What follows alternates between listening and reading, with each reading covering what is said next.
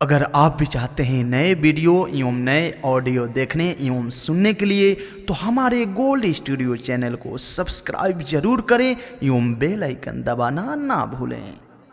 बोला बोला बाबा हरिहर नाथ की देवघर नगरिया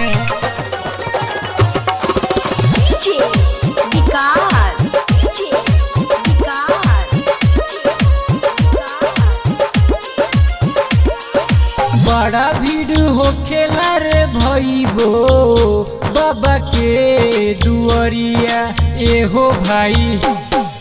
बड़ा भीड़ होखेला रे भईबो बाबा के दुआरिया पैदल चलस कबरिया हो पैदल चलस कबरिया देवघर नगरिया पैदल चलस कबरिया देवघर नगरिया देवघर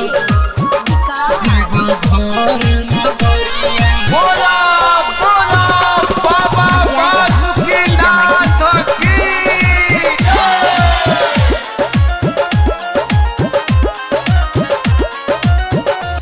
किया रे भाई देवघर पहुँच के दर्शन करे के पड़ी भोले बाबा से विनती सुनाबे के पड़ी। किया रे भाई देवघर पहुँच के दर्शन करे के पड़ी भोले बाबा से विनती सुनाबे के पड़ी। मेहरी खाती किनबे भईबो दुई गो झुलनिया मेहरी खाती किनबे भईबो दुई गो झुलनिया पैदल चलस कबरिया पैदल चलस कबरिया देवघर नगरिया देवघर नगरिया। दीपक प्रेमी नीतीश के कहे के पड़ी राइट नंदन तूफानी के बताबे के पड़ी कि दीपक प्रेमी नीतीश के कहे के पड़ी राइटर नंदन तूफानी के बताबे के पड़ी।